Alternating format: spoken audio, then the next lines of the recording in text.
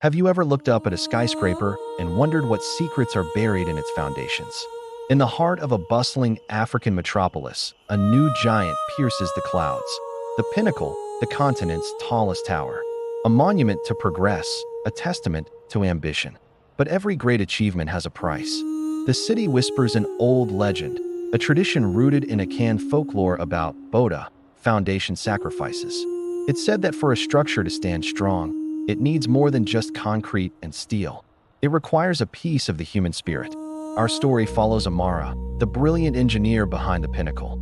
Pushed by deadlines and corporate greed, she agrees to a rushed, spiritually compromised foundation ceremony. She thought it was just superstition, a nod to the old ways. She was wrong. The ritual demanded a sacrifice of true human emotion, and it took something from her she could never get back, the very last drop of her courage.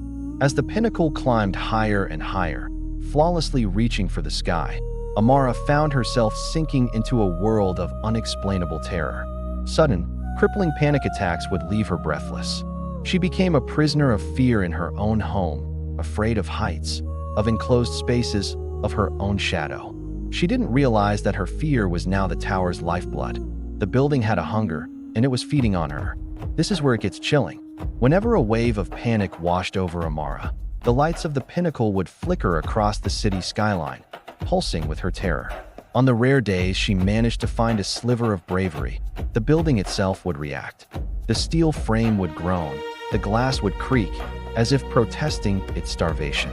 The tower, a magnificent symbol of strength on the outside, was built on the foundation of one woman's emotional instability.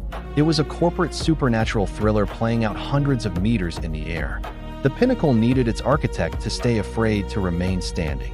It became a prison of high-rise claustrophobia, a monument to greed that held its creator's courage hostage. What happens when the architect decides she wants her courage back? What happens to the tower that tasted fear? This story is a modern urban legend, a reminder that the tallest structures can have the weakest foundations, especially when they are built on a compromise of the soul. Thanks for watching. If you enjoyed this dive into modern folklore, make sure to like, subscribe, and hit that notification bell for more stories that hide in plain sight.